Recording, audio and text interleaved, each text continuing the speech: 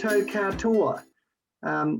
We're going to begin our session, Indigenization of Social Work Education in Oceania, with our traditional process from Aotearoa, New Zealand, which will be a karakia or prayer. Next slide.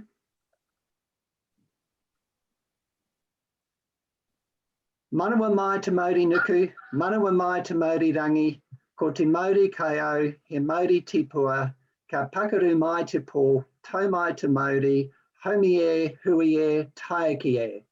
Embrace the power of the earth, embrace the power of the sky. The power I have is mystical and shatters all darkness. Cometh the light, we're united, progressing forward. Next. And now the greeting. Tihei Māori ora, kia tau mai te aroha, ngā manaakitanga o te atua. E ngā manuhiri tuarangi, e ngā karangaranga maha, e te iwi o Tawahi, haere mai, haere mai, haere mai. E ngā tangata whenua o te ao, karanga mai, karanga mai, karanga mai. Behold, there is life.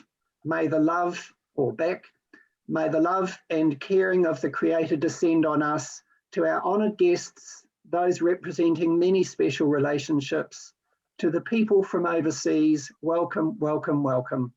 To the First Peoples from all around the world, call to us, call to us, call to us. Next. Enga mate, haere, haere, haere. Apari hono, tātai hono, te hunga mate ki te hunga mate. Apari hono, tātai hono, te hunga ora ki te hunga ora. No mai, haere mai ki tēnei hui. Nō reira, tēnā koutou, tēnā koutou, tēnā koutou katoa. To our many dead, farewell, farewell, farewell. The lines are joined, the dead to the dead. The lines are joined, the living to the living.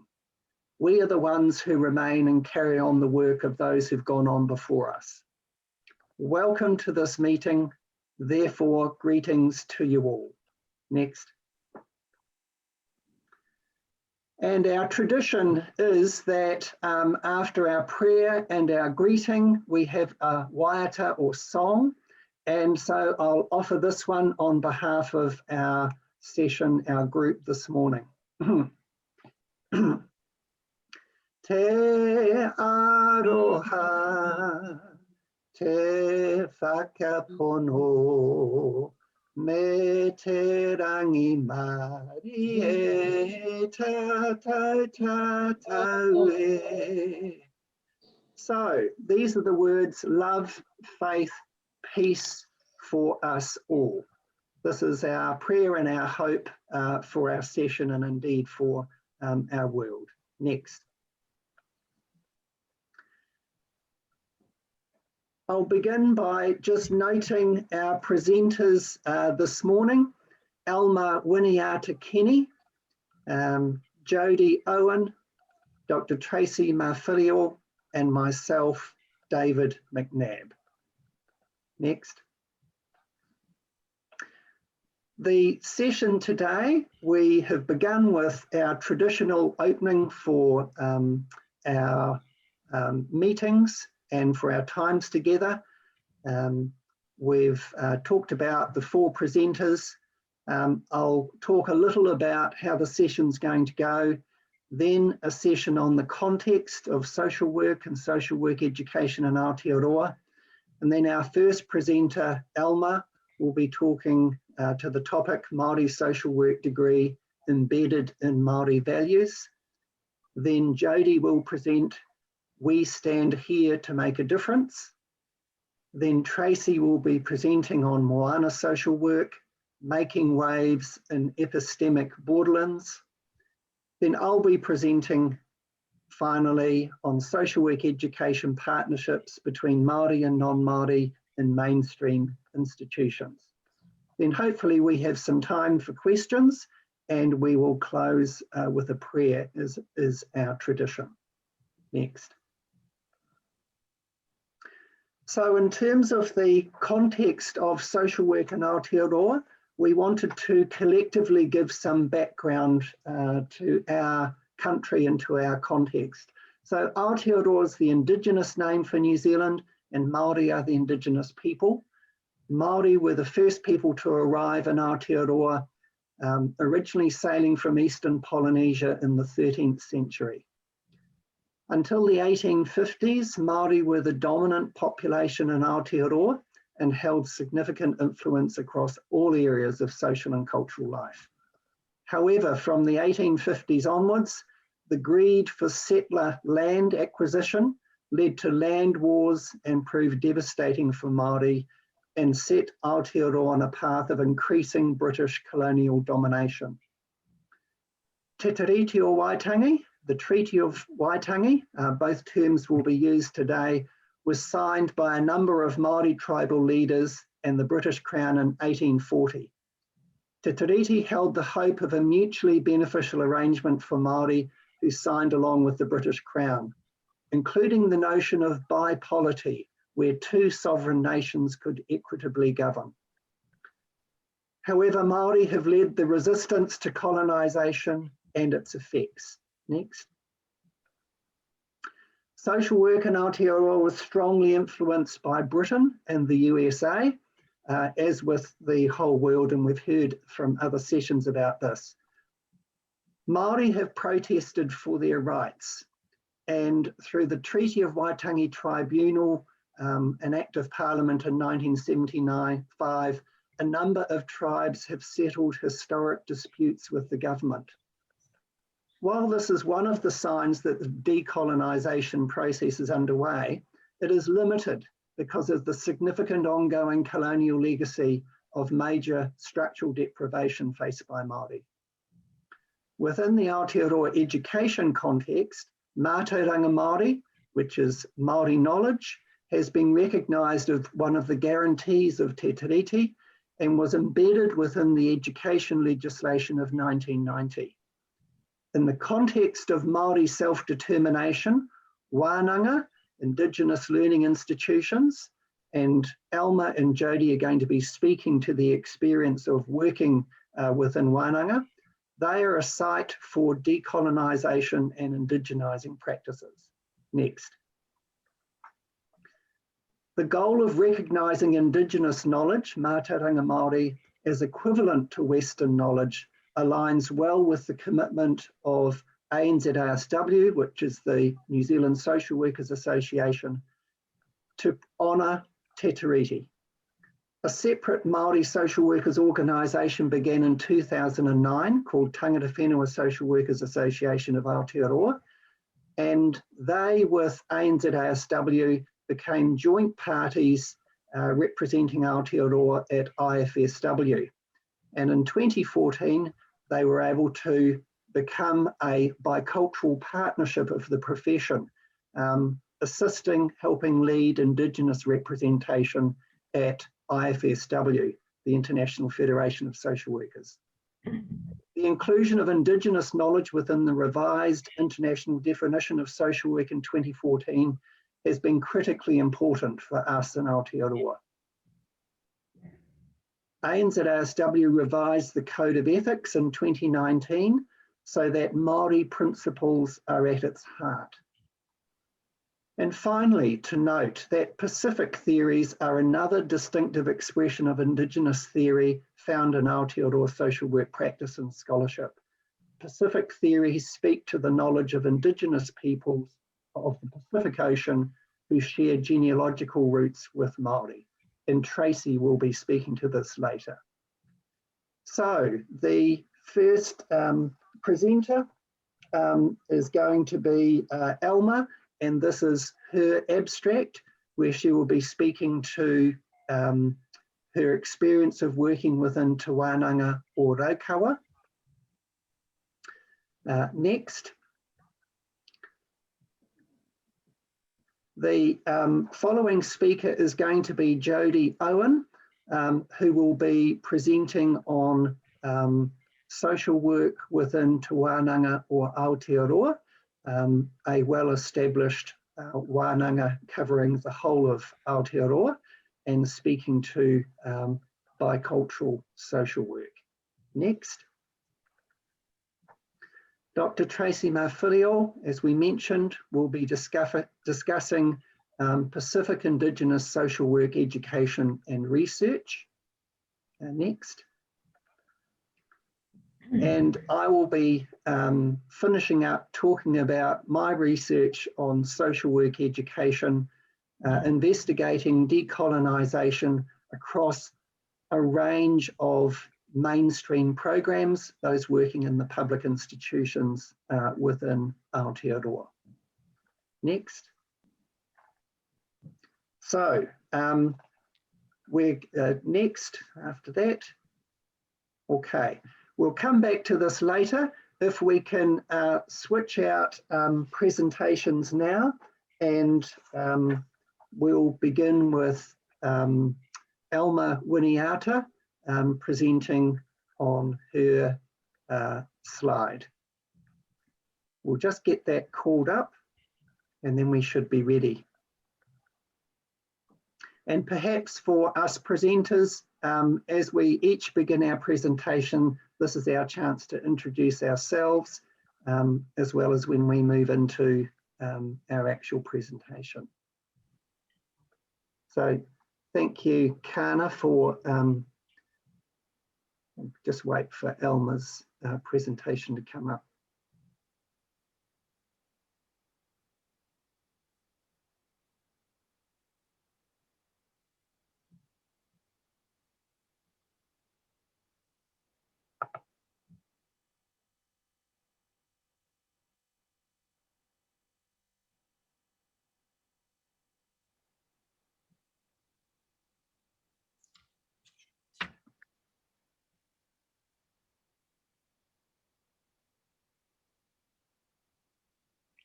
Tēnā koutou katoa. Ka tika kia mihi ki a koe, David, nau I tuku I ngā karakia ki te atua I te rangi. Tēnei te mihi. Ko Alma Winiata Kini tōku ingoa, no Ngāti Raukawa, no ngā ruahinerangi. Ko a hau te kaihau tū o whare oranga ki te wānanga o Raukawa, Aotearoa. Nō reira, tēnā koutou katoa. Ka oho te wairua, kamatara te tinana. He aroha ki te aroha, ka kaha te rama. Ka oho te wairua, kamatara te tinana. He aroha ki te aroha, ka te rama. Watashi wa Amadis. Nuji rano no Māori Jindis. Tēnā koutou katoa. I want to firstly thank the Asian Research Institute for International Social Work, Shukutoku, University, Chiba, Japan. Thank you for hosting this 5th International Academic Forum. It is a privilege to be here with you and to share some of our learnings from Aotearoa, New Zealand. Tēnā tātou katoa.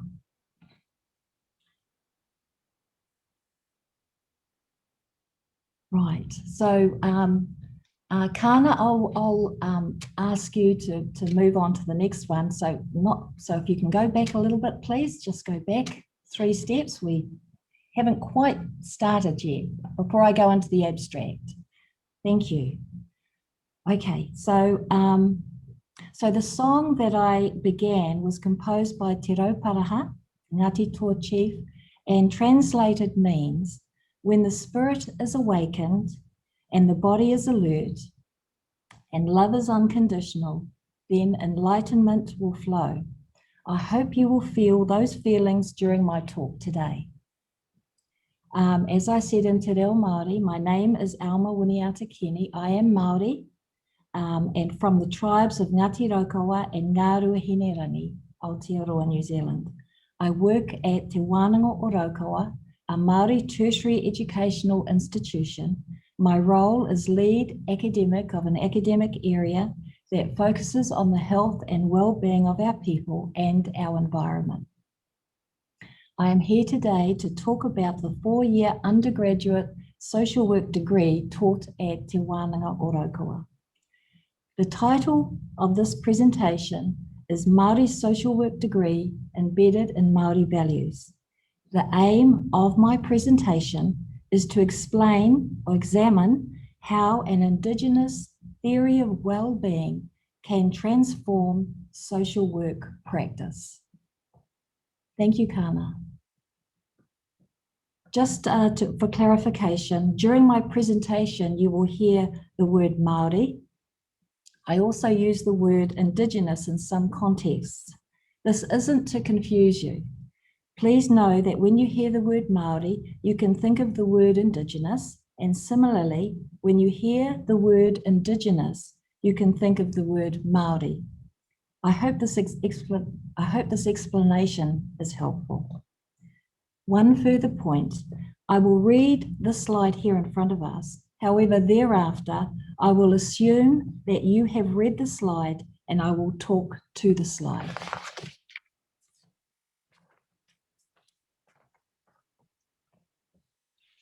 Okay, so Te Wānanga, so just stay there, thank you, Kana.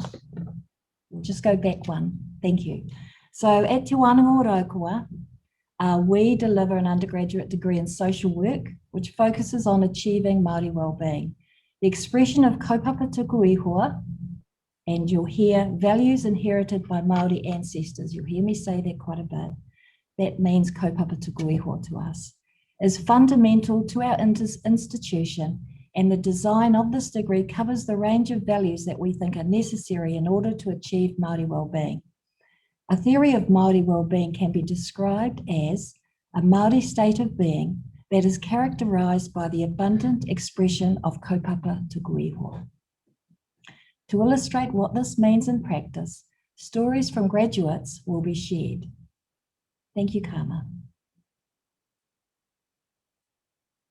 So we'll go the other way, Kana. Thank you. Ka pai.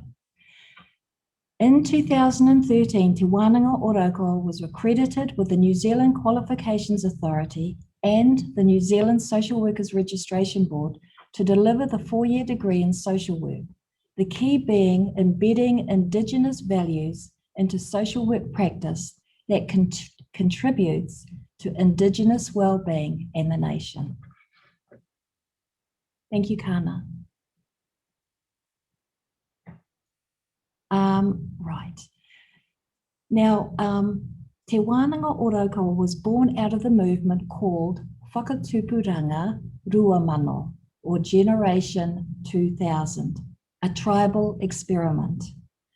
Called an experiment because we did not know what the outcome would look like.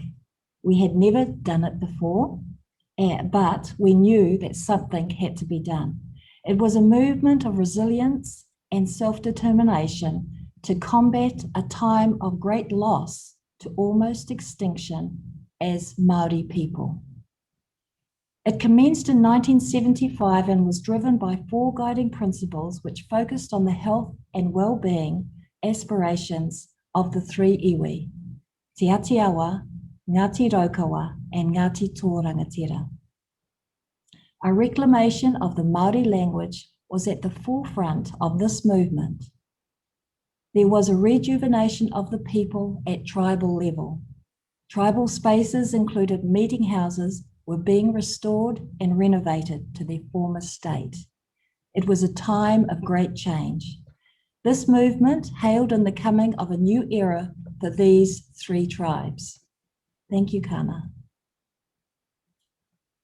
Te Wānanga Orokoa is a unique place of learning, designed and built specifically for Māori. Thank you, Kana.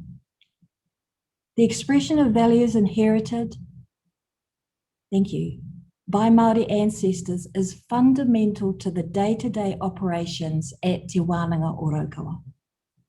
The way we engage with our students and others is based on our ability to give expression to these Indigenous values. And you'll see them up on this slide. These are the Indigenous values we're talking about.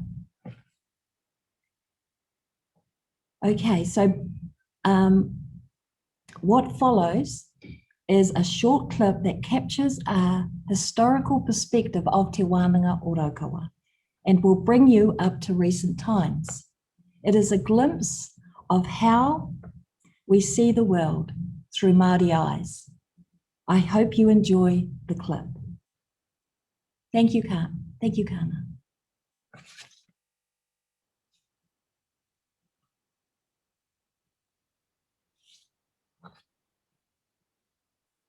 You might need to press it again, Kana.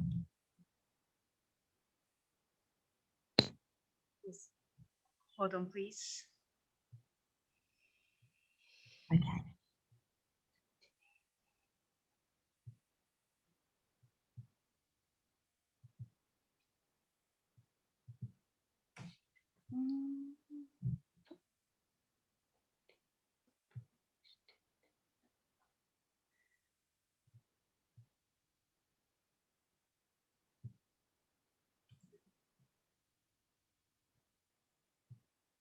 I'm sorry for my technique. No, that's fine. Shall we wait or shall we continue?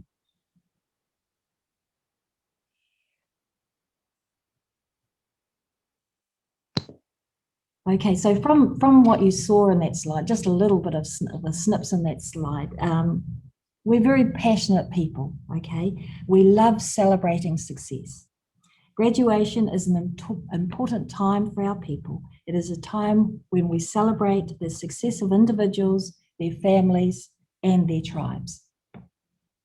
This image in front of us was taken at a graduation at Te Wānanga Orokawa, an image of self-assurance, confidence, and determination. These youth are fluent speakers of our language, knowledgeable in who they are as Māori, and endowed with the skills gifted to them by their ancestors. This is the manifestation of the Generation 2000 tribal experiment. Thank you, Kana.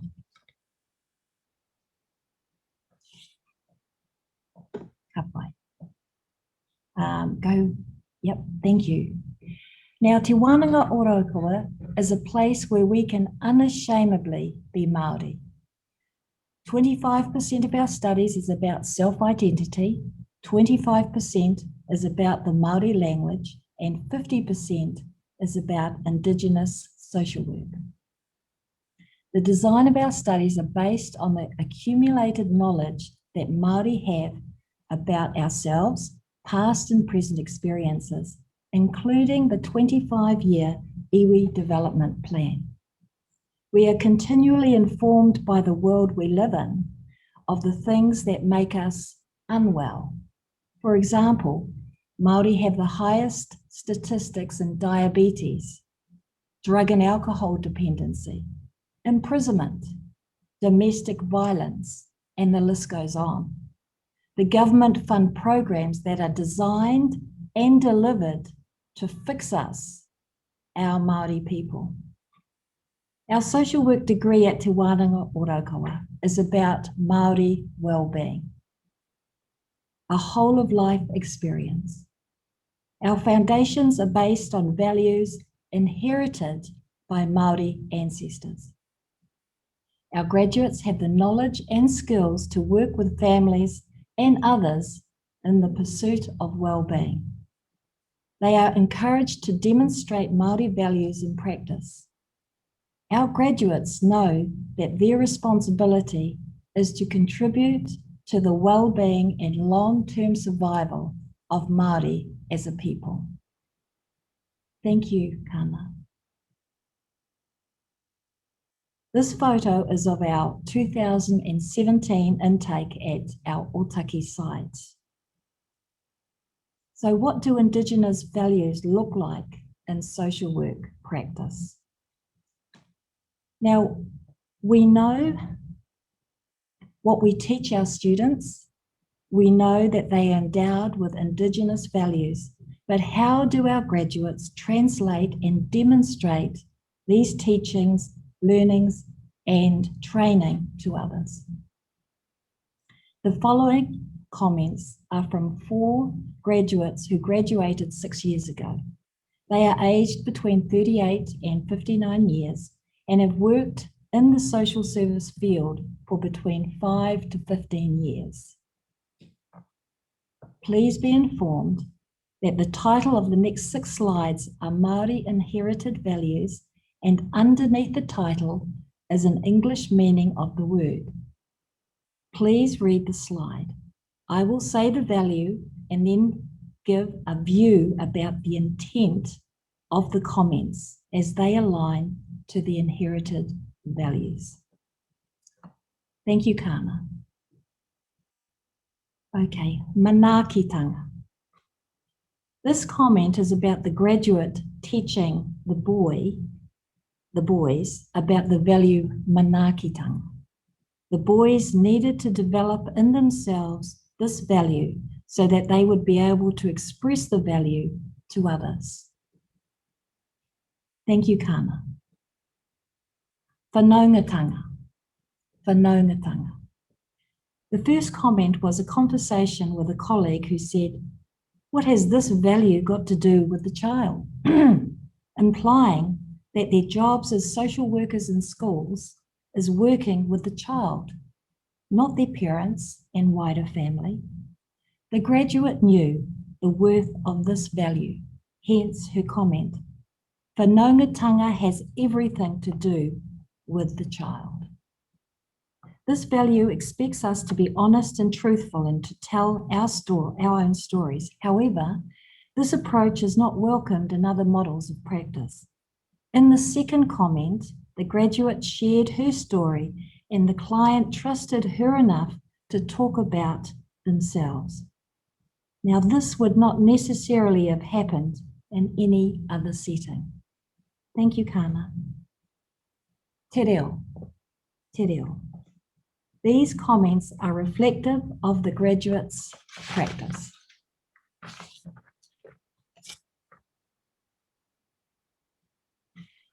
They emphasize the importance of the language and their practice. It is not only a means of communication with those they work with, there are also teachings and learnings within the stories handed down from Māori ancestors. The notion is that there is learning within our ancestors' stories. The stories hold the keys to help us understand why we think and behave the way we do. The view is that behaviors have happened before. We can draw on our ancestors' experiences to deal with certain behaviors and learn from the consequences of those behaviors. The answers are inside our ancestors' stories. The second comment reminds us of the importance of looking through the lens of Indigenous values. The importance of the whole of life experience that leads to well-being. That when we live our values, the pathway leads to healing. Thank you, Kana. Ukaipōtanga. These images remind me where I belong.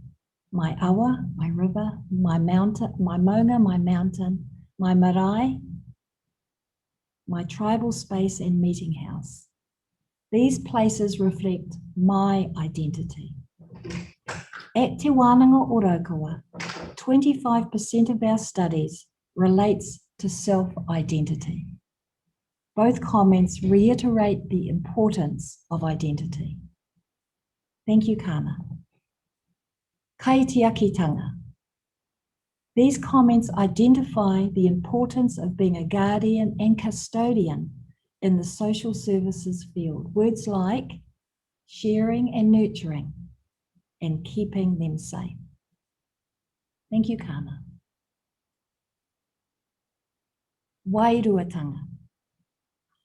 These are reflections from the graduates. The first is about knowing and understanding herself, her responsibilities and practice.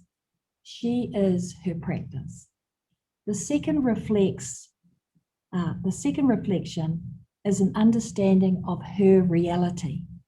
She works in a system that is located in another worldview, where they believe they are the authorities of working with Indigenous people, and they do not recognise Indigenous values as a practice. Thank you, Kana. So what happens to the families that our graduates work with? These are the changes that our graduates observed. However small or large, they were significant changes that occurred within families. Thank you, Kana.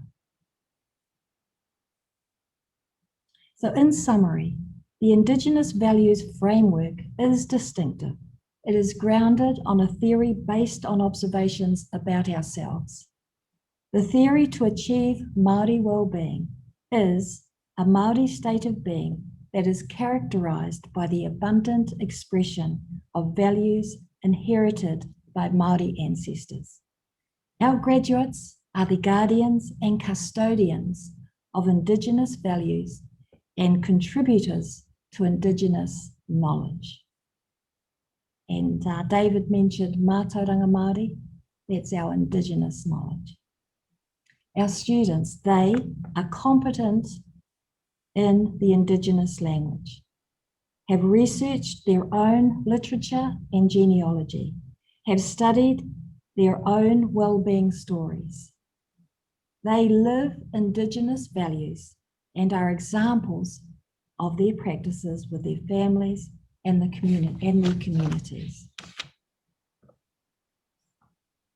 In concluding,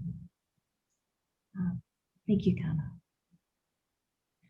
In concluding, and this is from Anibi Kaire, she is a doctor, she is our lead academic at Te Wānanga Ōraukawa. She said, when she was teaching our students, she said, our graduates are the critical mass of theorists and practitioners of Indigenous knowledge dedicated to the reclamation, preservation, and expansion of the Indigenous knowledge continuum.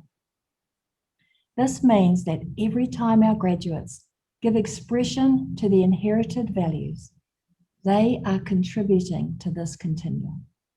Now you may ask, for what purpose?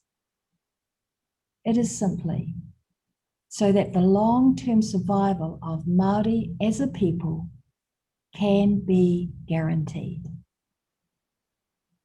E koreo e ngaro he kākano I ruia mai I Rangiatia. I will not be lost, a seed sown from Rangiatia. Nō reira tēnā koutou, tēnā koutou, tēnā tātou katoa. Tēnā koe, David. Ngā mihi kia koe, Alma. Thank you very much for your presentation, Alma. Our next presenter is Jody, and we'll just note that questions will be collectively addressed at the end. So we'll look forward to hearing from anyone who's got questions on any of the presentations. I'm very aware with the presentations, if for some reason the video or that sort of thing didn't work, I understand the organisers are going to make sure that the presentations will be available in the future, and I expect the links will be able to be used and accessed then. So, ngā mihi kana, thank you. Okay.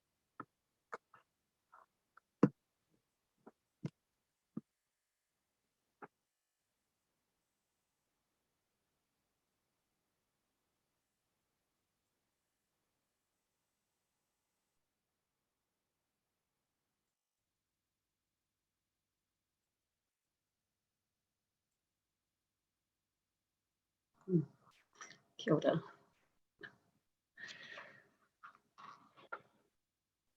Ko Rahiri te tangata. I am descended from the paramount chief, Rahiri. Ko hikurangi mō te tau manu kōhuri ngā maunga. My sacred mountains are hikurangi mō te tau and manu kōhiri. Ko Kaiko te awa, my ancestral river is Kaiko. Ko mā tātua ngā tuki mata whaurua, ngā waka. My ancestral canoes are mā tātua e ngā tuki mata whaurua. Ko eparaima matawaia mōtatau te turiki tērā punga ngā marae. My ancestral gathering places are eparaima matawaia mōtatau te turiki and tērā punga. Ko te orewai te kauimoa kapotai ngā hapu. My ancestral subtribes are te orewai, te kauimoa and kapotai. Ko Ngāpuhi me Ngāti Hine ngā iwi. My ancestral tribes of the northern region are Ngāpuhi and Ngāti Hine. Ko Jodie Owen taku ingoa. My name is Jodie Owen. Tēnā koutou katoa.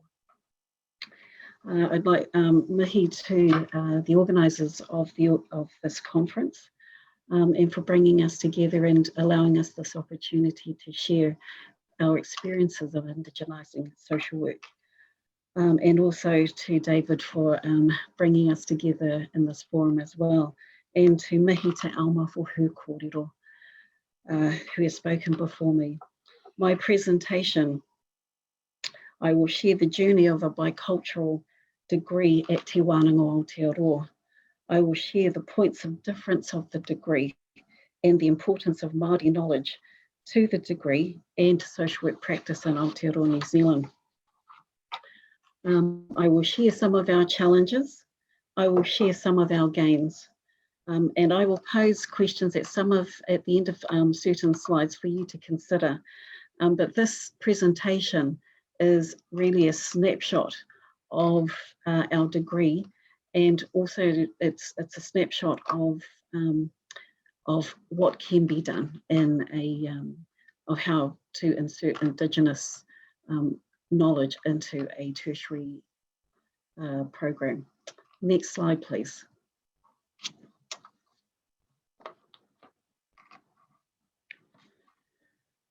The title of my presentation is informed by this vision outcome of the founder of Te Wānanga Aotearoa, Dr. Rongo Wetere. He made the statement, we have made a concerted effort over the past 20 years to discover how we can provide educational equity for the people who have been deprived of these essential opportunities and how we can turn this country around. In the past, systems have been largely unresponsive to the needs of the Indigenous people of Aotearoa. We stand here to make a difference. I've used this vision as the seed of the philosophy that is woven through the framework of the first social work education program at Te Wānanga Aotearoa. Ngā Pautoko Whakararo Oranga, Bachelor of Social Work, is underpinned by Mātauranga Māori, and Alma's already given us the definition of this. It's Mātauranga Māori and tikanga, which are our protocols that are exercised with integrity. It is a privilege to be here today, and this presentation is a snapshot of our pūrākau, or our story of an Indigenised social work education program. The key focus of the degree is also captured in one of our whakatauki, or our proverb, he aha te mea nui o te ao, he tangata, he tangata, he tangata. What is the most important thing in the world? It is people, it is people, it is people. As Māori are high users of social services, health, education, corrections, housing, welfare, etc., the degree is a deliberate response to Māori who have very little opportunities to choose, construct, and implement social work education options. Next slide, please.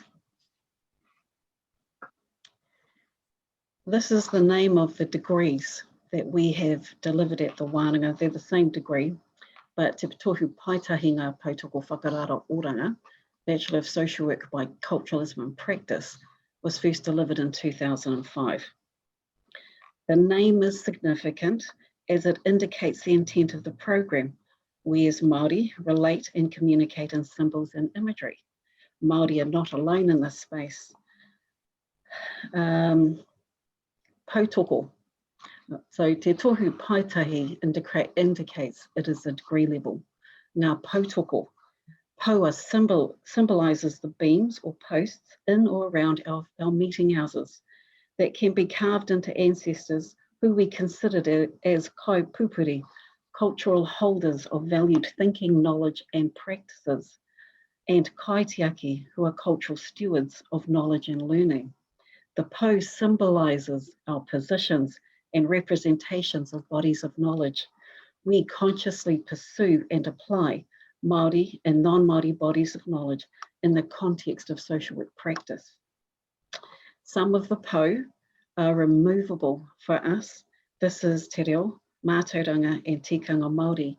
These are our language, our knowledge and our protocols.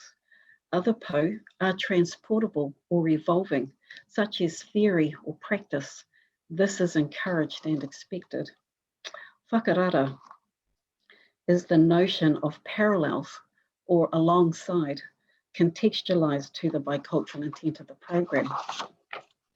Oranga is well-being. So the name of the degree connects to the theoretical framework of this program that deliberately creates a place for deep Māori thinking, knowledge, wisdom, and application. There are key attributes that ensure the rigor and sustainability of the framework of the degree. These include being Māori, identifying as Māori, being part of a Māori network or collective, participating in Te Ao Māori, celebrating the use of Māori language, possessing some knowledge of custom and heritage, participating as a whānau member, and having access to Māori resources.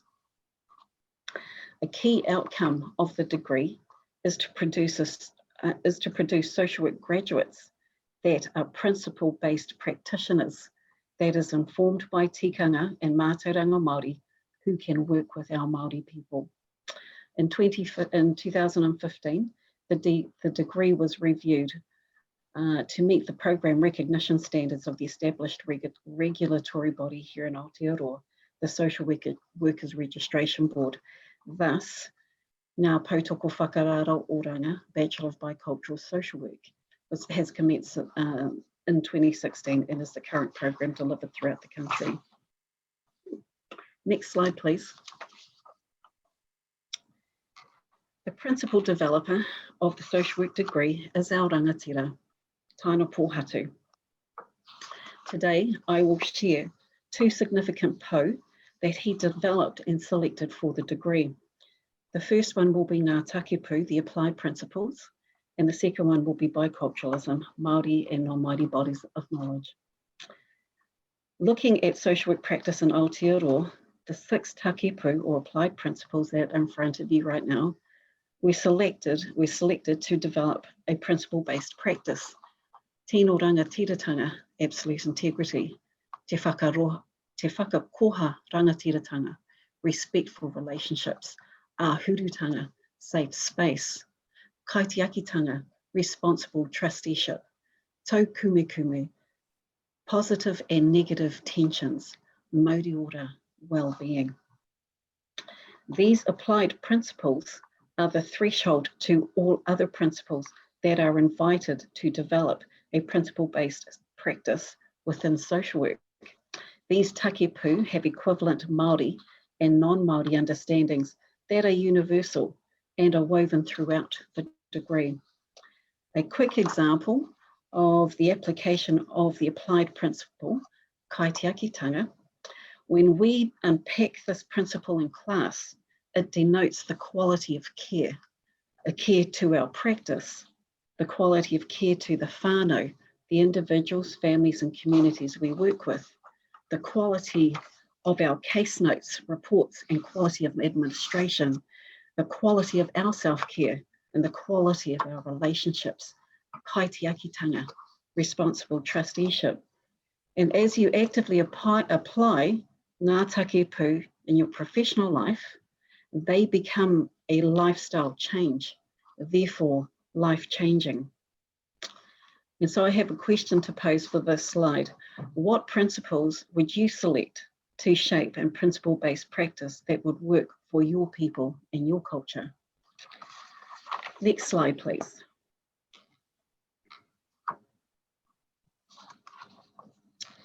The second po is biculturalism.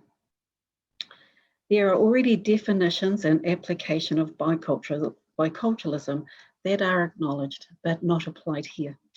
Taina's whakaaro, or his thinking, when he was developing the degree, was to draw the kōrero, or the sayings and thinking of his own tupuna. And in this case, it was Sir Apirana Ngata.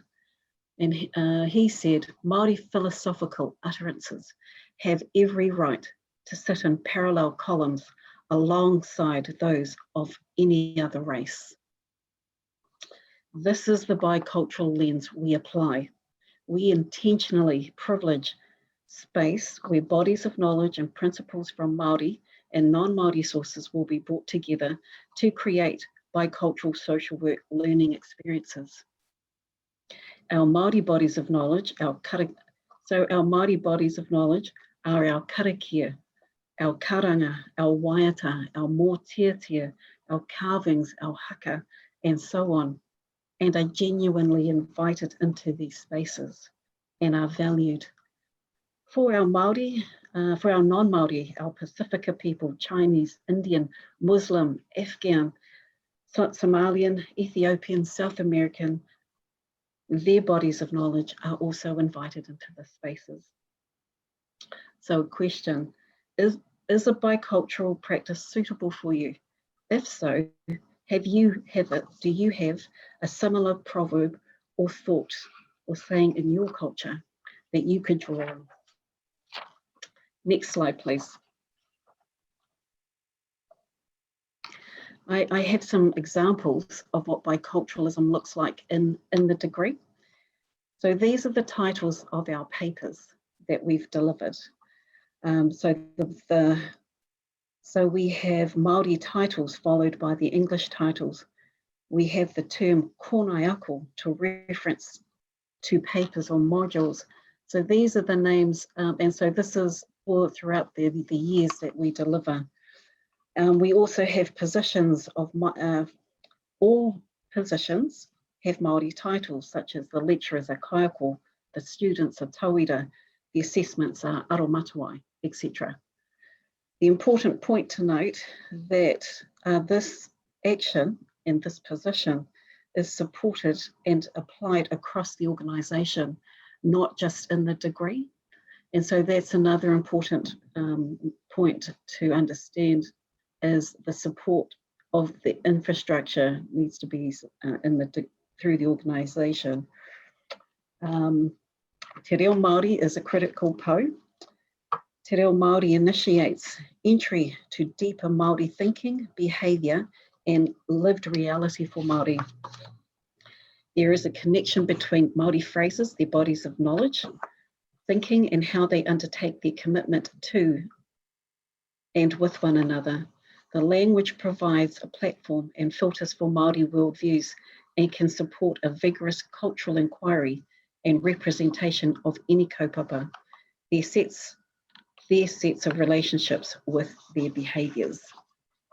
Next slide, please. Another example of biculturalism in practice are the models that we draw on. So we draw on Māori bodies of knowledge throughout each paper, and we also use Western models to show the parallel columns and the bodies of knowledge and the relevance to the practices. There is an expectation that tauira will be able to walk in both worlds and be able to talk to these models, and also at some point develop their own model of practice based on their field of practice and their learning of their tupuna.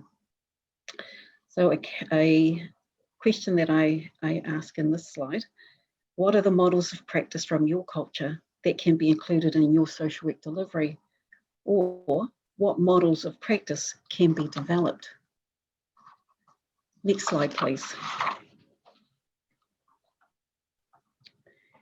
When you consciously choose this path to decolonize and indigenize social work education, there are multiple and ongoing challenges. I mentioned some of them here. Alma also alluded to them in her presentation. In this list here, the first 2 points mentioned are the main source and driver of our challenges. The challenges are real and are documented in TWOA in Te Wānanga Aotearoa publications, as well as in national newspapers and in other mediums. The challenges with the degree lay in our credibility and reputation as a quality tertiary education provider. As we were new to the sector, we were unknown, unheard of, so the question of the quality of our wānanga degree versus the polytechnics and the universities came into play. As well, we are Māori. Thus, finding placements for our tauira with mostly the statutory or central government agencies was a challenge. As we include Ngā Takepu and Māori bodies of knowledge, mainstream agencies struggle to understand the language and positions that we come from. Today, we have built relationships through our graduates and our networks who are now in these agencies, but there are still small pockets where this remains a challenge. Our own people can sometimes be a challenge. The established reputation and funding of universities and polytechnics compete for the enrolments, and a good majority of Māori will attend university or polytechnics rather than a wānanga to gain a tertiary education. Māori will attend wānanga for certificate level programs. However, this is changing. There are 3 wānanga that deliver tertiary education in Aotearoa, New Zealand, and representatives from 2 of them are presenting here today. The other wānanga is Te Whare Wānanga or Awanuirangi, who are situated in Whakatane. Next slide, please. While we've had our challenges, much good has come from our afflictions and our adversity. The challenges have challenged us to find new ways of being. There are some real gems that have come from the challenges. When Rongo Wetere and Taina Pohatu and others started on this journey, it was to meet a need for Māori. It was counter-hegemonic. It challenged the dominant discourse. It was a course of resistance and emancipation. For Taina Pohatu, it was a personal aim to make the world a better place for his mokopuna, his grandchildren. The challenge to indigenize your social work education program is real. For those who are developing a way, I hope that you find value in our presentations today. The dividends are worth the struggle. This is transformation through education. It will be transformative for other parts of your life as well. We stand here to make a difference. Is the seed that was planted. What seed have you planted or will plant that will make a difference to your culture or your posterity? To conclude my presentation, I share a whakatauki proverb from a paramount chief from my own iwi, my ancestral tribe, Ngāpuhi. Next slide, please. In the midst of our struggles, Tahimi Hinari, or Sir James Hinari, shares a timeless encouragement to his people when we were in the midst of our struggles and development. He said to us, and he says to us, kua tawhiti ki te haerenga mai, kia kore e haere tonu. He tupu nui rā mahi, kia kore e mahi nui tonu. You have come too far to not go further. You have done too much not to do more. There is strength in our struggles and haere tonu whānau. Nō reira, tēnā koutou, tēnā koutou, tēnā koutou katoa. Kia ora, David. Ngā mihi nui kia koe, Jodie. Thank you for your presentation. And now we'll transition to Tracy presenting to us this morning. And we'll be moving away from having looked at 2 wānanga, 2 Indigenous institution-based programs, to hearing about from what's happening across the Pacific, across Oceania, and also a Pacific perspective on social work education in Aotearoa. So we'll look forward to Tracy's presentation. And maloa lei, Tongan greetings to Tracy. Malolele, greetings and respect to the organisers of this occasion across our region, and also to my colleagues David, Alma and Jody.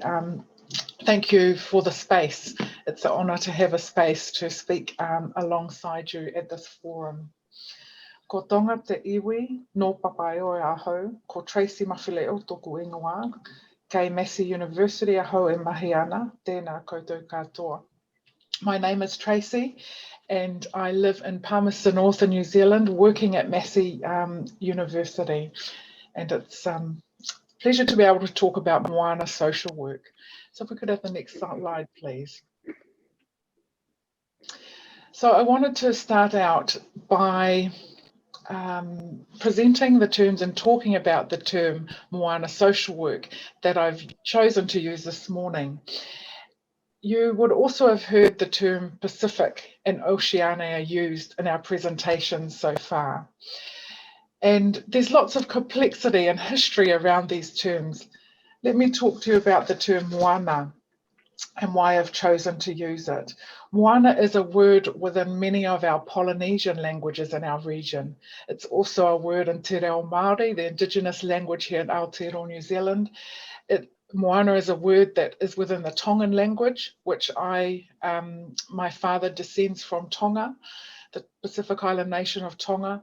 It's also a word within Tuvalu language. I also have ancestry dating for a Tuvaluan ancestry as well. When colonization happened in our part of the world, which is about a third of the globe, Oceania, lines were drawn in the Pacific, and there were these, the term Pacific came about, and the idea of Polynesia, many islands, Melanesia, the Black Islands, and Micronesia, small islands, began to be used in our region as well.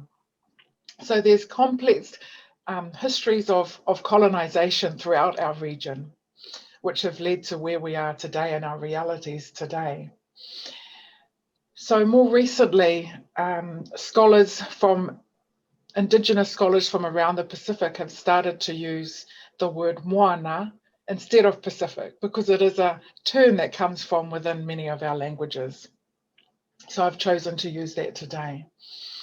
Here in Aotearoa, New Zealand, when we use the word Pacific or tangata Moana, people of the Moana, we are generally referring to people of the Pacific, these 23 Pacific nations. So if we think about Oceania, it could be these 23 Pacific Island nations plus New Zealand plus Australia.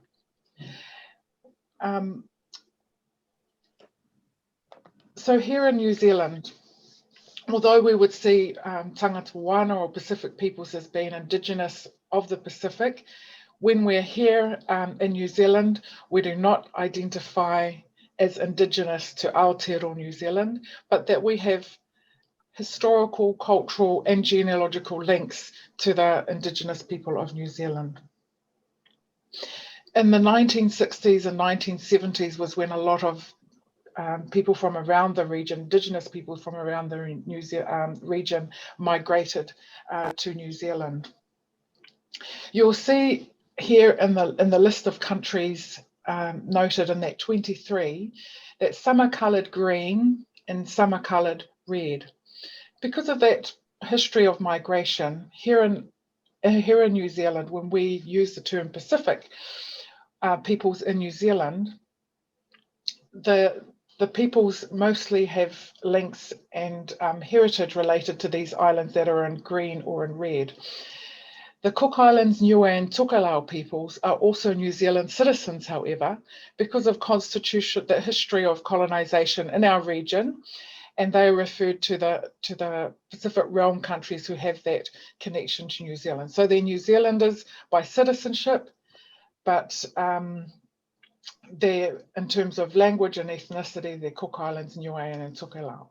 So there are complex histories when we talk about Moana Pacific peoples in terms of our connections in New Zealand and what is happening around the region. If we think of this Oceania region, it's a highly diverse region with more than 1,200 plus Indigenous languages in the region. When the Pacific population in New Zealand is about 8% of the New Zealand population. If we are talking about, that's excluding the Indigenous Māori people of New Zealand, about 8% of the population, and about 50% of that Pacific population in New Zealand are of Samoan ethnicity and heritage. Can we please go to the next slide? So across our region, I think at my last count, there are about 55 social education providers in Oceania. That's if we're counting around 32 in Australia, 17 here in New Zealand. And here in New Zealand, the last education report showed that social work students, 19.24% of social work students in New Zealand identified as being of a Pacific ethnicity. So that compares to about 8% of the population. So a good portion of, a good percentage of our social work students are Pacific in that regard. We could include Hawaii. These are the complexity of the nation state boundaries. Of course, Hawaii is part of the US, but if we look from a Moana point of view, we would see Hawaii as part of our Pacific. The University of the South Pacific, based in Fiji, is a regional university. So 12 countries from around the Pacific come together to form this university. And in the early 2000s, they commenced a social work program. So based in the headquarters currently in Fiji. So that's a social work program that reaches out to some of these smaller Pacific nations.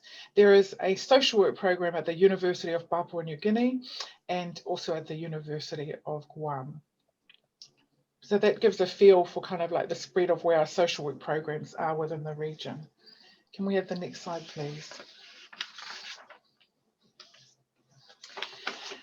You would all be familiar with the global definition of social work and then the amplification of that definition for our region here in the Asia and Pacific.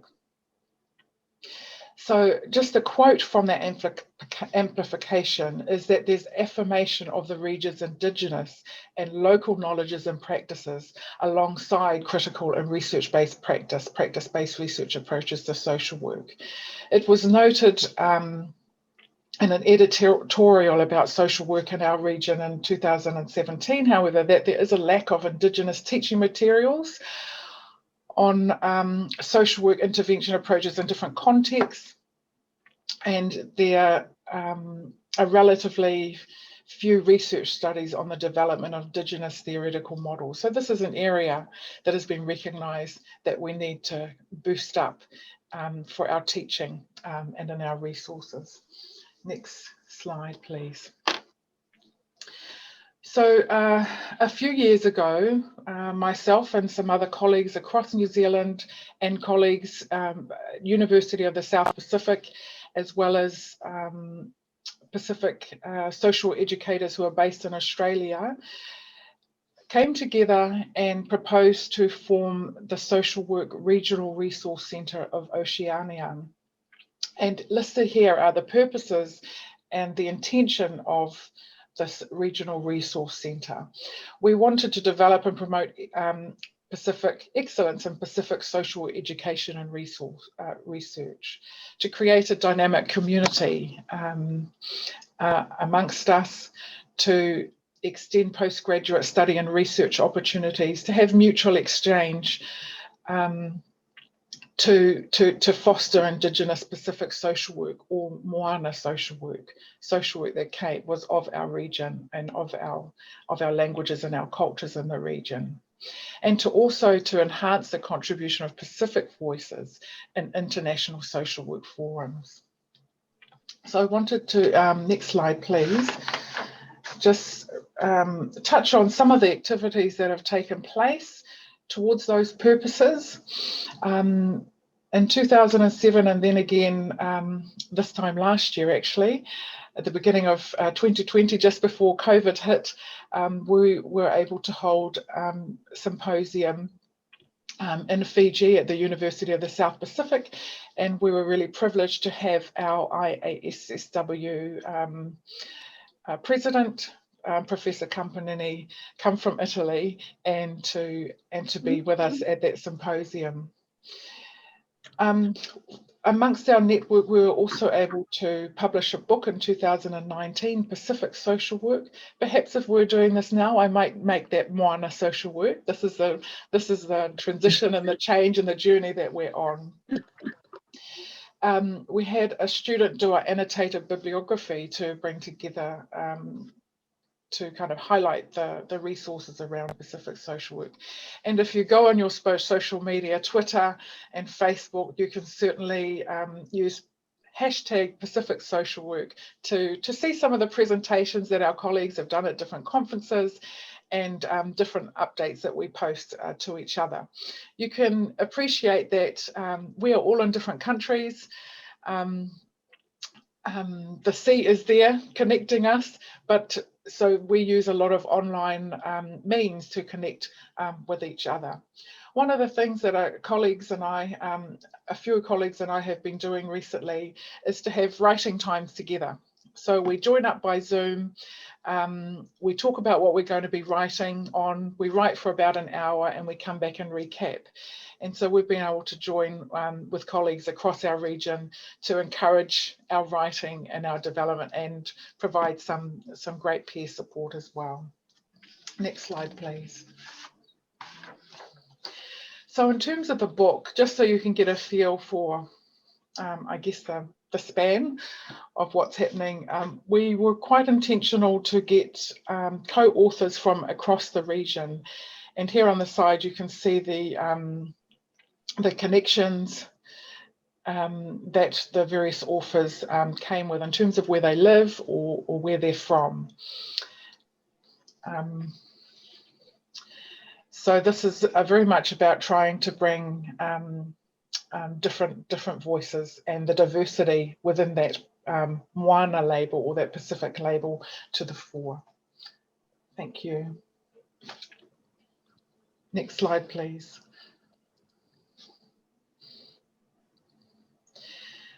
So there are both challenges and potential, I guess, in advocating and working in this Moana or Pacific social work space. One of those is always remembering that using the term Moana or Oceania or Pacific or Melanesian, Polynesian, Micronesian for that fact, is that we're talking about labels that are umbrella terms, and within that there are specific languages. There are 1,200 Indigenous languages within our region. And so always being conscious of not losing those diversities, balancing when we go ethnic specific, and balancing when we need to join hands together regionally and form alliances and be allies with each other in our action and in our work. And these are things that we've got to hold in tension, to not lose the ethnic specific approach and to not lose the power and the advantage of working regionally together. Within that, there is a possibility or a danger, a risk also, that those of us like myself who work here in New Zealand in a university that has far more resources than an institution in one of the Pacific Island nations, that we have to be careful that our voice as the Pacific diaspora does not dominate and overpower those who are in the Pacific nations as well. So these are some of the challenges that we reckon with. I think this was highlighted well in the last couple of years. I had a student do a master's research project, and she was born in Kiribati, one of the smaller Pacific nations. So if we look at the population of Pacific peoples in New Zealand, they're probably about 1 or 2% of all the Pacific peoples in New Zealand. Remember I said Samoan people would be about 50%. Well, Kiribati is one of those much smaller groups, growing, but a smaller group. And her research was to talk with social service professionals around their thoughts on what contributes to Kiribati perspectives of well-being, and what are the implications for social services in New Zealand. And one of the key findings that came from that is these Kiribati social service professionals saying that in a lot of the approaches, whether that's policy or programs and initiatives that are labelled Pacific, that their voice gets lost amongst those other groups who are more fully represented. So in New Zealand, Cook Islands, Tongan, Samoan, Pacific peoples are much higher numbers than Kiribati. But so it was really important that they also had their spaces and not for them to be subsumed within that larger label. So that's one of the challenges.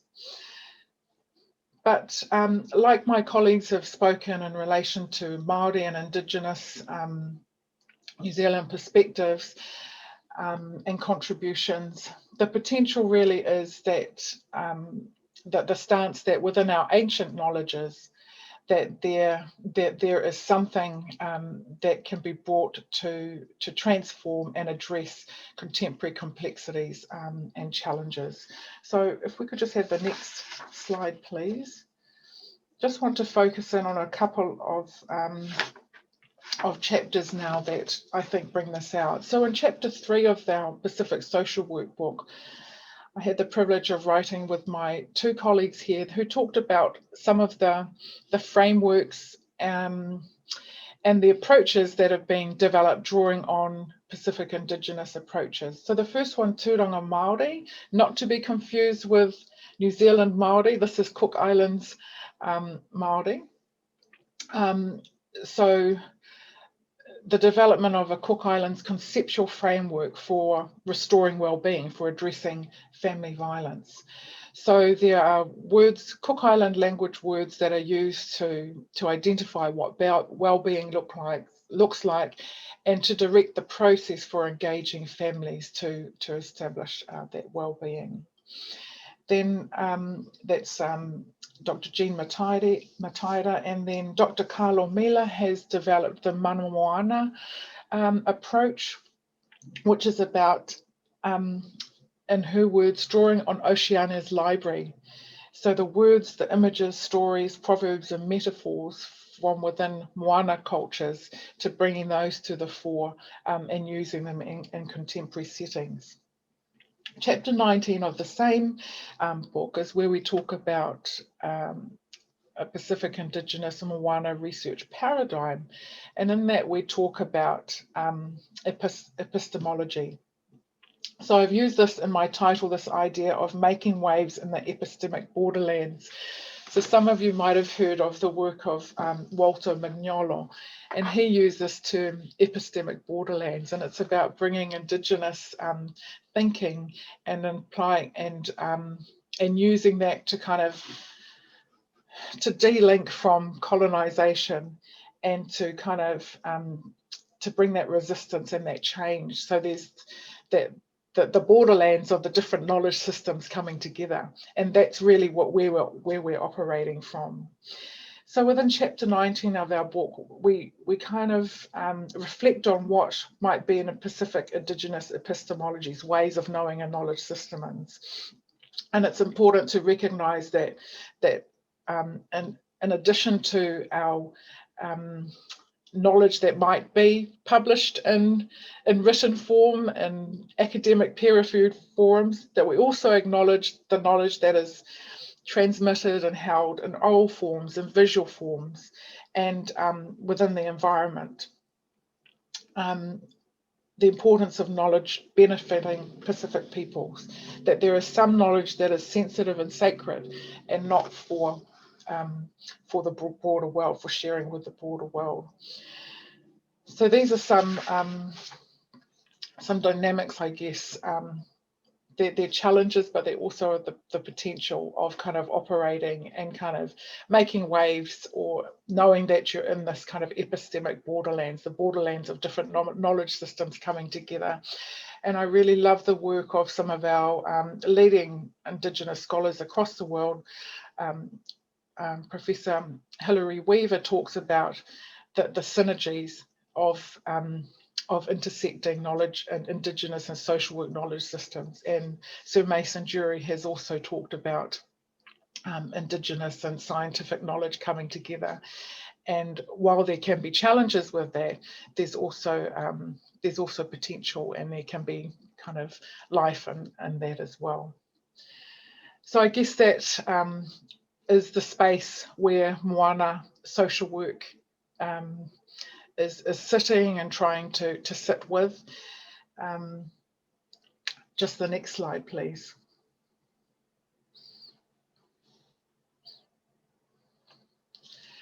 In this chapter from this book last year, I've just reflected on these concepts of love, relationship, humility, English terms.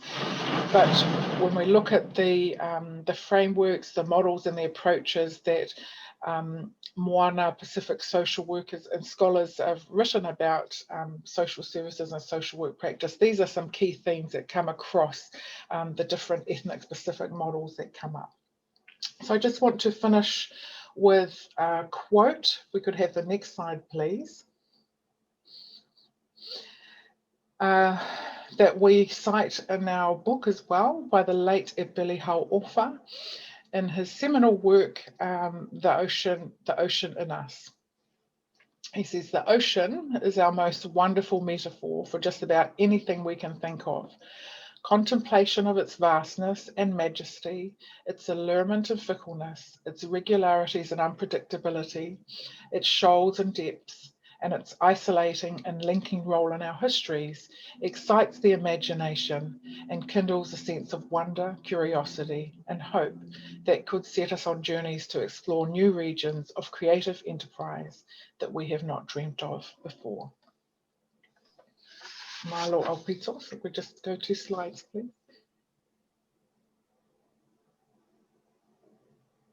And the next one. Thank you. I just wanted to finish with that slide. Malo Alpito. Thank you in Tongan language. Ngā mihi nui Tracy, and malo Alpito to you as well for your presentation. Thank you so much for bringing us the Moana social work story and how it's developing at the moment. We'll move now to my presentation. Thank you, Kana, for setting that up.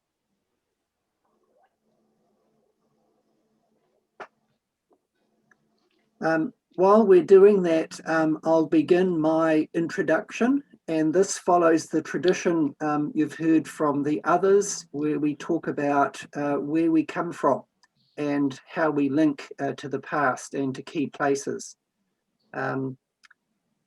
Ko Glendocket te awa, ko Indus toko moana, ko Inchboni toko whenua, ko McNab te iwi, ko Pierce McNab toku papa, ko Winnie McNab toku mama, no Auckland ahau, ko David McNab toku ingoa.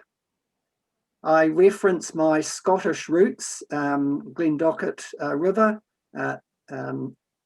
Indus is the ship that my forebears came to Aotearoa in from the United Kingdom in 1843.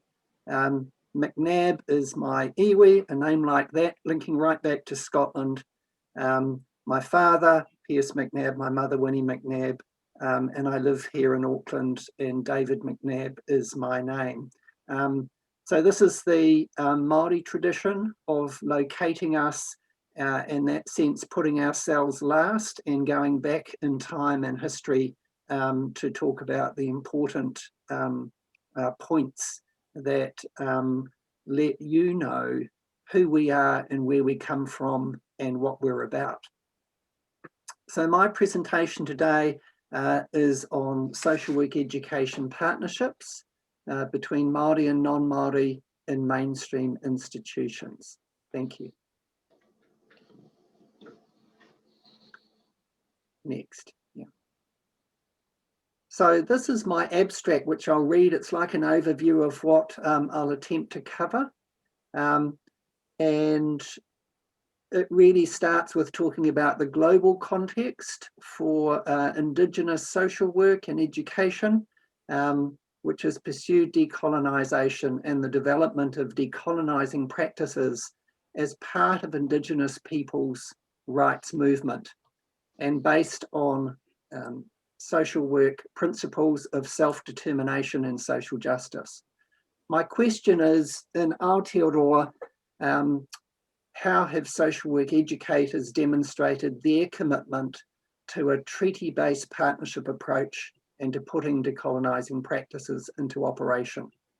So I recently completed doctoral research with social work educators and found that all programs around the country, and I covered most of the programs but not all, were committed to a decolonising approach, but they had various struggles about how to operationalise that. And once you're making some headway, how to keep momentum, because it's hard work. Based on the findings, I proposed a treaty-based teaching and learning framework that might support decolonising practices and the ongoing process of indigenisation of social work education in Aotearoa, New Zealand, particularly coming from that mainstream perspective. And that's different from the wānanga programs that we were hearing about from Jody and Elma. Next, thanks. So we have the global context, and we've been hearing about that with the seminar. And of course, I, like the others, wish to acknowledge the leaders and the organisers and the workers who have set up the seminar and have done such a great job in bringing people from 5 different regions or so of the world together. And it's a pleasure to be with colleagues here from Aotearoa and within the wider moana in this part of the world. In Aotearoa in 1992, the social work profession made its own official commitment to honouring Te Tiriti o Waitangi, which of course the Treaty of Waitangi originally signed in 1840 between Māori chiefs and the British. And this was the treaty that had the prospect of a mutually beneficial partnership. But as we've been hearing, instead, colonisation took the ascendancy. Next.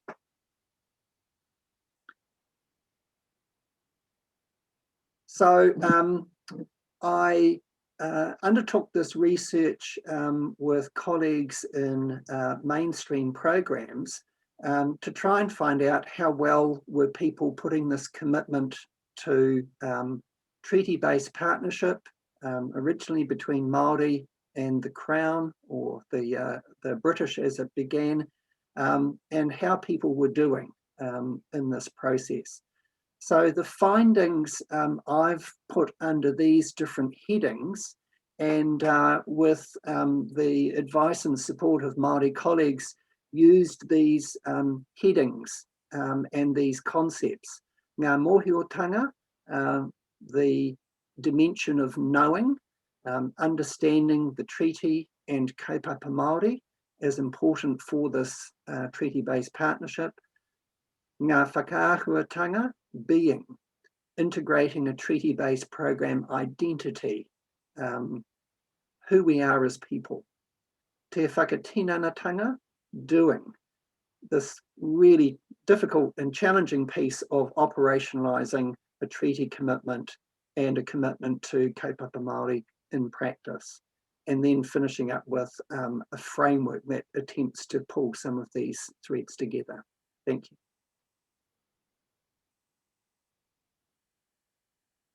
So firstly, ngā mōhiotanga, or knowing. So the findings I had from the research talking to colleagues were the challenge for staff to have adequate knowledge of Te Tiriti, of the treaty, and all the knowledge surrounding it, the colonisation and how that has deeply affected our country, and indeed contemporary Māori culture. And as we've been hearing from Jodie and Elma, the many stories of resilience and growth and development in a very dynamic space that we're in at the moment. The story from all the programs were that having Māori staff, or adequate Māori staff within programs, was key to being able to fulfill a treaty-based partnership. But unfortunately, there were too few Māori staff.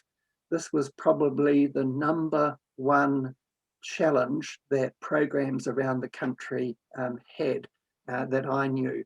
Often in programs, there was only 1 or 2 Māori staff, and programs wanted more. Non-Māori staff, however, were important allies in the partnership. It takes 2 to form a partnership, as it were. But the training, the development, the knowledge requirements for non-Māori are significant. And people like myself, who are still on a very long learning journey, have taken years to learn what we have. And so this is a big challenge. Leadership is critical to driving any change process, and certainly this process of implementing a treaty-based partnership within social work education needs strong leadership to drive the change, but also to protect and nurture the treaty-based partnership and how that might be expressed in each program. Thank you.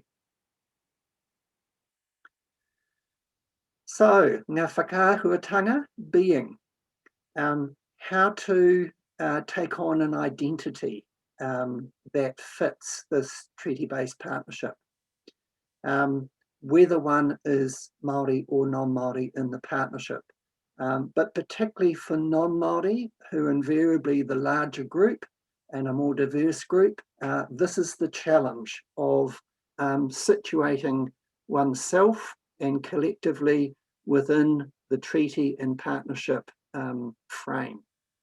Mainstream institutions struggled with sharing power with Māori. Again, not surprising perhaps given the legacy of colonisation.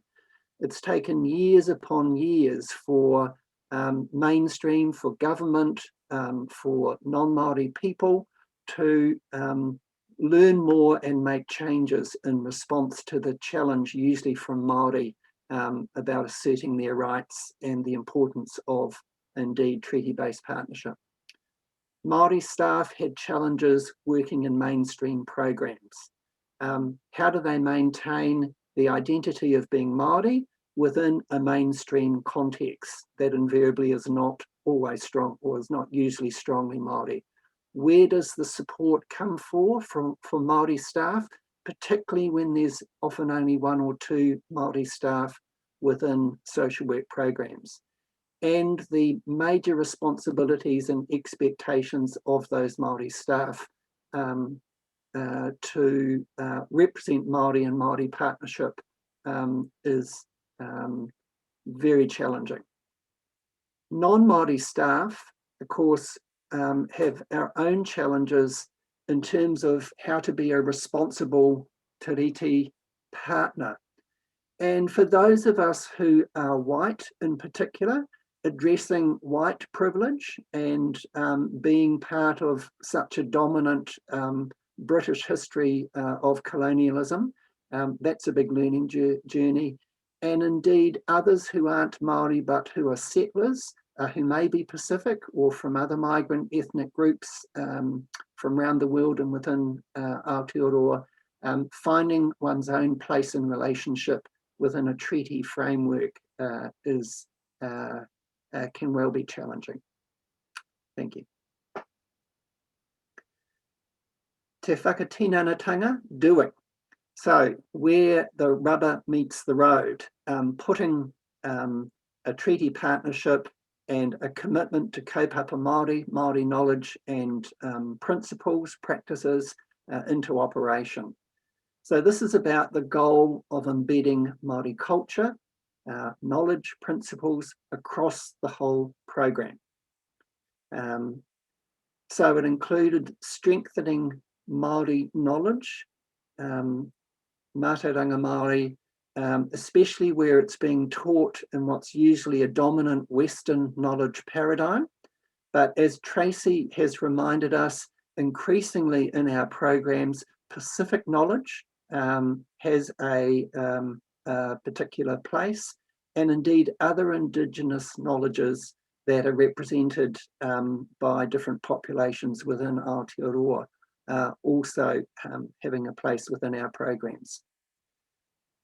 Many staff talked about the challenge of teaching students about te tiriti, certainly challenges about teaching about colonisation, and particularly for non-Māori, maybe even more particularly for Pākehā or white people, addressing colonisation and the sense of privilege and the legacy of British dominance is typically a major challenge. Making sure that the stories about Māori resilience and the dynamic nature of Māori culture is presented, not just talking about what's not working well, is very important. That was highlighted by many people. And for teachers, teaching this within and trying to create and hold a safe classroom space.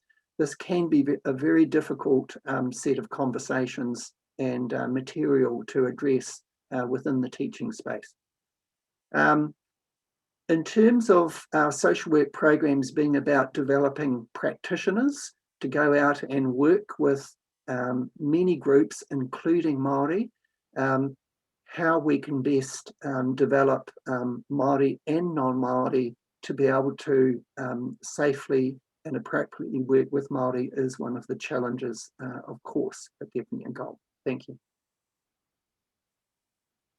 So this was a framework I developed in an attempt to try and situate some of these key points that came through from my research.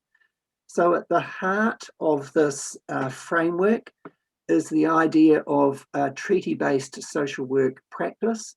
And this is a strong message that has come from many Māori who've I consulted and who've written and talk about this. Referencing back to that 1840 treaty partnership between Māori, who were at that time the dominant group or the majority group in Aotearoa, and the British who came in at that point. Going back to that and the possibilities and the hopes that were part of this treaty that was signed and agreed to. The idea of ako, teaching and learning, that is expressive of that partnership, both meeting the requirements for Māori and non-Māori. At the top of this, honouring te tiriti partnership as a key principle and a key reference point for our profession, but also for our teaching and for developing students to be practitioners. On the left, demonstrating kaupapa Māori, that our programs increasingly are demonstrating Māori knowledge and principles not just in what's being taught, but in how the teaching happens, how people behave, and how we operate within our institutions. On the right-hand side, centering Mātauranga Māori, certainly so that Western knowledge does not dominate by itself, but it comes alongside Mātauranga Māori. Tracy was talking about epistemic borderlands. Others talk about epistemic equivalence, the idea that Western knowledge or a range of knowledges and Mātauranga Māori knowledge are epistemically equivalent, is I think one of the ways that might help express a partnership approach around knowledge. And then of course, responsiveness to Māori, that people in their practice are able to engage with Māori, using Māori process, using Māori knowledge, partnering with Māori in the field. So other points were mentioned around this framework as well. Thank you. And in the tradition that some of my colleagues have used, which is a wonderful Māori tradition of referring to ancient knowledge. So this whakatauki or Māori proverb, he waka eke noa. And one of these, the meanings is a canoe we are all in together. So this is one way of expressing the possibilities for the future if we have a treaty-based partnership approach. We know that we're in a waka, we're on a journey together, and we're underway, and we can move forward, and we can reach our collective and mutually beneficial. Thank you. So just some references, and I'm sure in the future when our presentations are online, people will be able to come back to these as they wish. Thank you.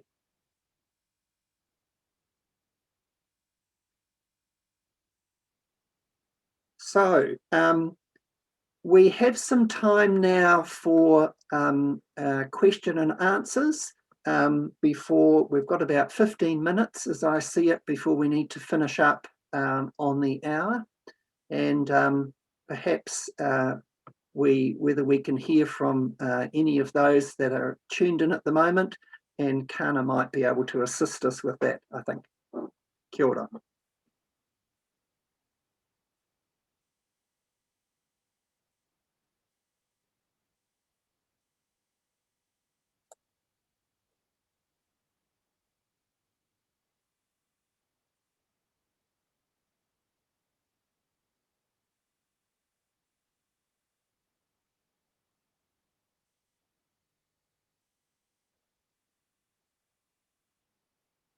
I'm wondering if while we see if there's any way for people who are online at the moment to feed in, I could invite my colleagues if they wanted to make any additional comments at this point. Maybe like most presenters, we didn't practice this all together, so we've been listening to each other's presentations, and we may well have our own reflections. So I'm inviting my colleagues to make any comments, perhaps while we're waiting for any other questions to come through.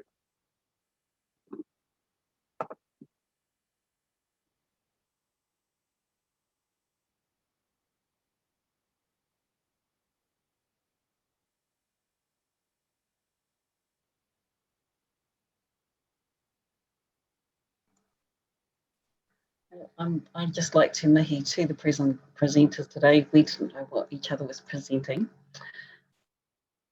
So,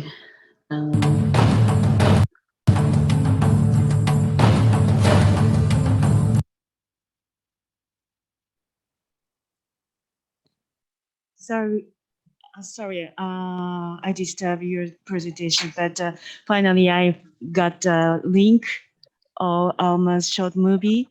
May I try to open it? Thank you. Thank go you. ahead. Thank you.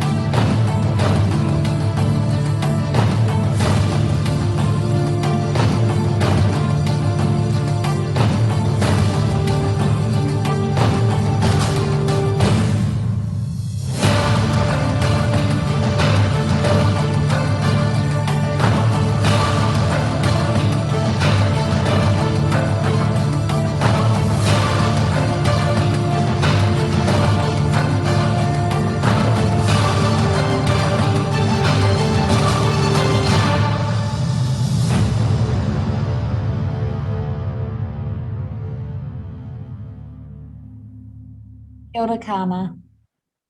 Ngā mihi kia koe.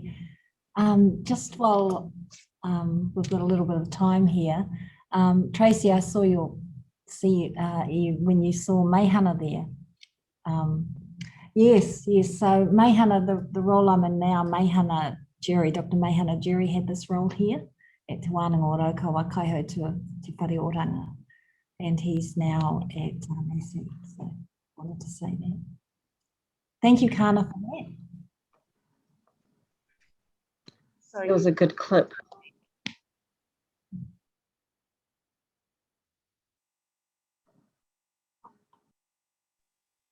Jody, did you want to carry on?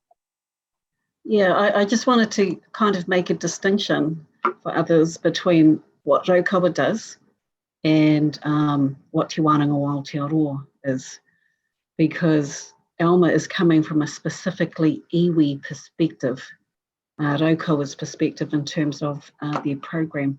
And so that's why she is very specific about their learning, and it comes from Raukawa lens. So she was very clear in her presentation. However, Te Wānanga o Aotearoa is pan-tribal. We have a national view, and so we have campuses throughout the country and within different iwi. And so we are one organisation that delivers throughout the country, and so we have pan-tribal leadership classes, kaiako. We even have non-Māori kaiako who deliver our program.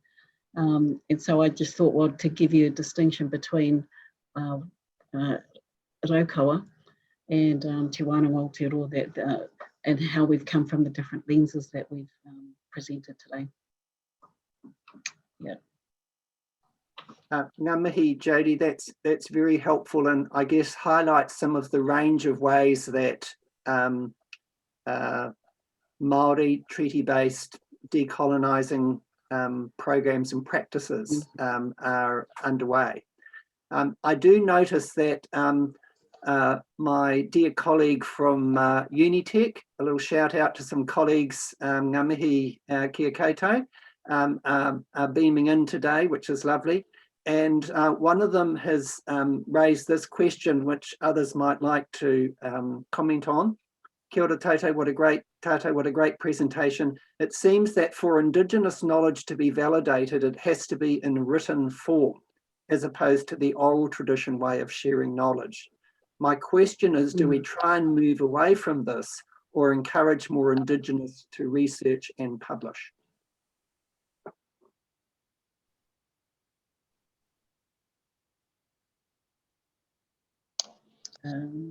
That's a great question. I think both. I think it's one of the tensions, within that epistemic borderland thing. I think it's both. I think in publishing and researching in traditional academia, it's possible to also bring in other ideas, but I think we can also have to recognise the limits of that. It's not the be-all and end-all, and we also need to value, in the way that we live and the way that we move forward as a profession, the other ways of knowing and knowledge systems. I just think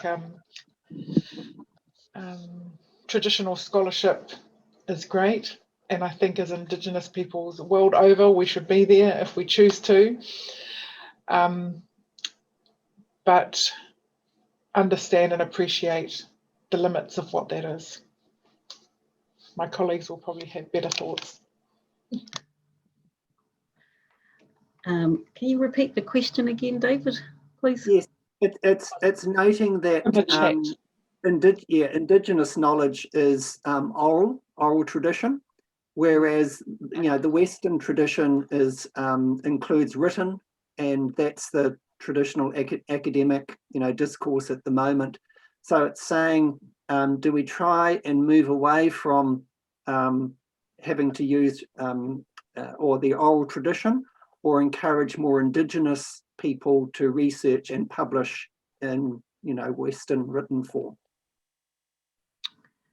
Okay, I would maintain our oral traditions, and I would, because where we are today with our bicultural degree, we actually didn't know where we were. We knew what we wanted to develop, but it was a work in progress. We didn't have a roadmap around what that was. But one of the things in developing the degree was maintaining our positioning that our culture is our culture, and that we will use it the way it's been handed on to us, and that we will maintain the integrity and the mana of the way our information has been preserved. While we adapt to technology and the things that are around us, those are some of the po that aren't negotiable. But the point would be we would find a way how it would work together, how we would use those parallel columns to be able to discover, to find a way. Because in most ways, we're being asked to give up our way. We're being asked to accommodate. So how is it that we can be on the same level to be able to value the bodies of knowledge the way they come to us? So it's actually sitting down and having a conversation to hui, to wānanga, how we would be able to value that space without having to give up our positioning, and be able to create another way of valuing oral traditions.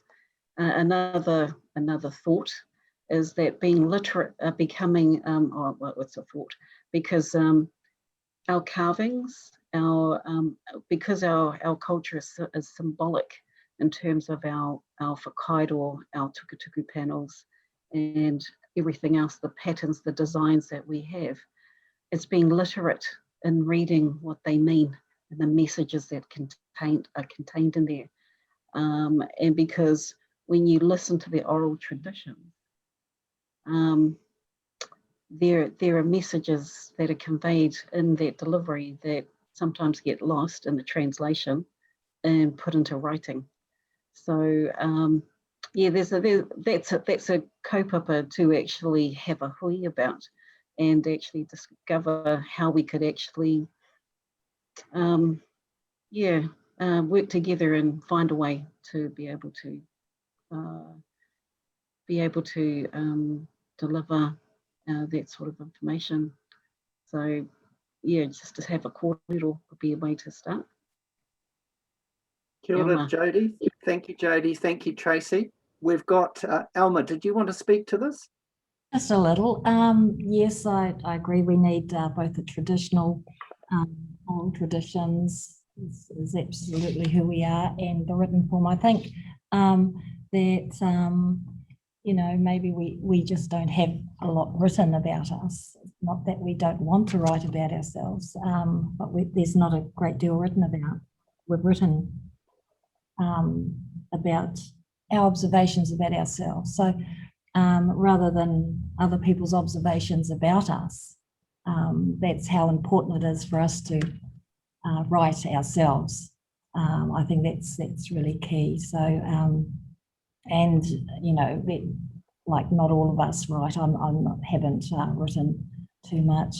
We're busy living it, living the examples, living the theories that we have, and observing ourselves in that process. So yes, absolutely, the oral traditions are absolutely key, and the written form is key for us as well. We just need to write a little bit more, I think.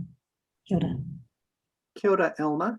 I see there's another question here from Professor Tatsuru, and it goes on to talk about social work as an English language, Western-based concept in tradition, and the concept which Indigenous people didn't have, because of course it's come out of the West.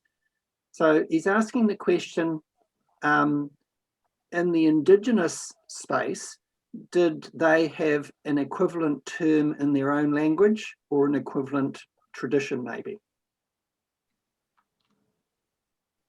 interestingly, this came up, I was in the Buddhist tradition, and they were talking about how the Buddhist tradition, you know, might equate or have its own version of what in the West is called social work.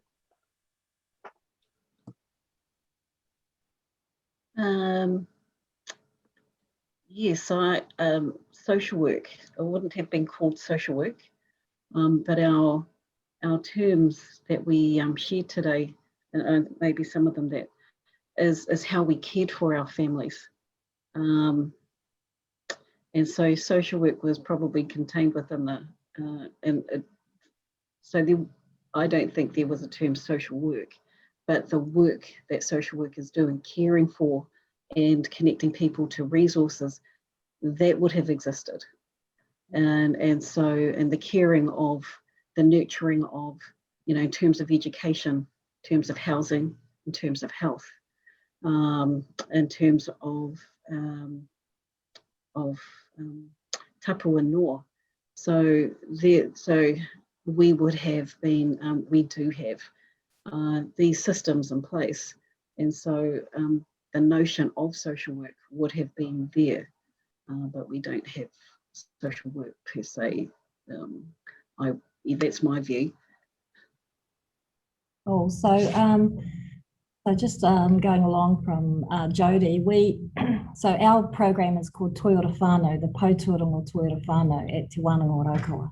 So if we break the word up, toi being, and we use it very loosely in terms of our meanings, English meanings of it, toi being a source, ora being health, well-being, life, and whānau, so toi ora whānau. So it's like the source of life for us, and we look at our kaupapa tuku iho, our inherited values from our tūpuna, as the source of hauora. It's the source of life, the source of well-being.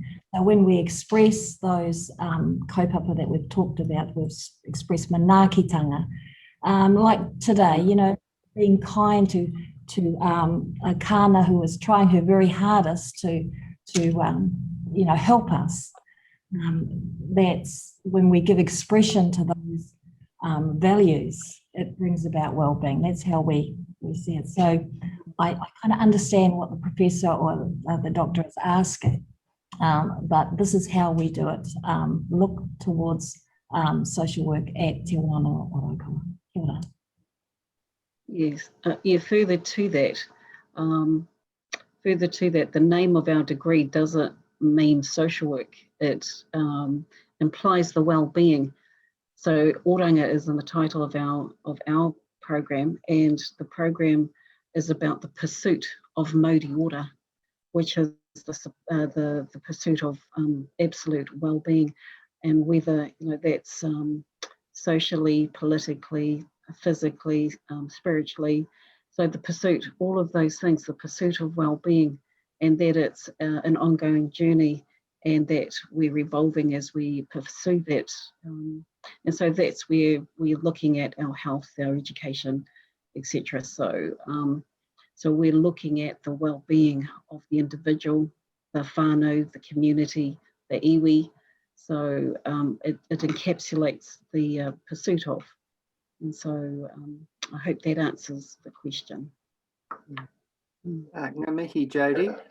I'm aware that the time has just about come to an end. There was one other question here. Do we have a few more moments, Kana? Yes. So the last question would be the from the USB teachers. Yes, it would be lovely to respond to that. Tracy, would you like to respond to that? A question from the moana itself?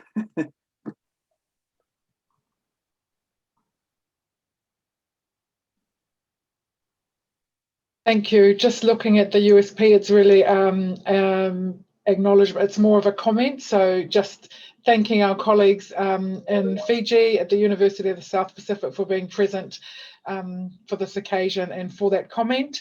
That We agree in looking at alternative methods, motives, metaphors that are consulted and agreed to by Indigenous people and allows their voices to be captured from that respect and their perspectives.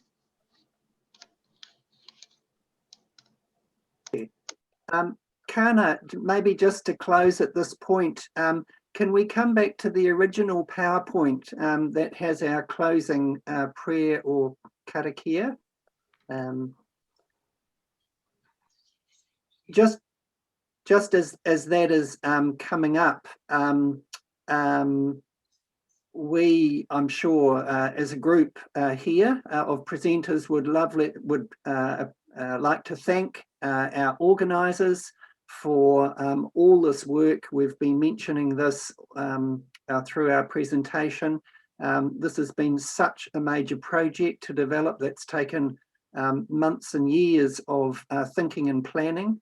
And it's been our pleasure to bring some voices from Aotearoa and the Pacific.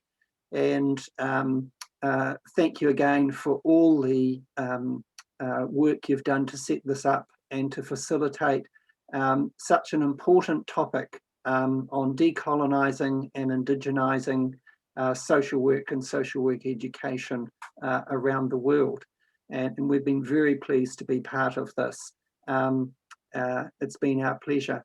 The closing prayer is again using Māori tradition. We began with spiritual acknowledgements for our session. So it's only proper that we end with spiritual acknowledgements. And this is a karakia or prayer that we use in our institution at the end of all our meetings and classes. So this has become our tradition and I guess our way of indigenising social work education practices. But just before I close with this, can I check, is that everything that we've covered? Just looking at my team here, make sure we're ready to close off for our hui. All set? Okay. So karakia whakamutinga, our closing prayer.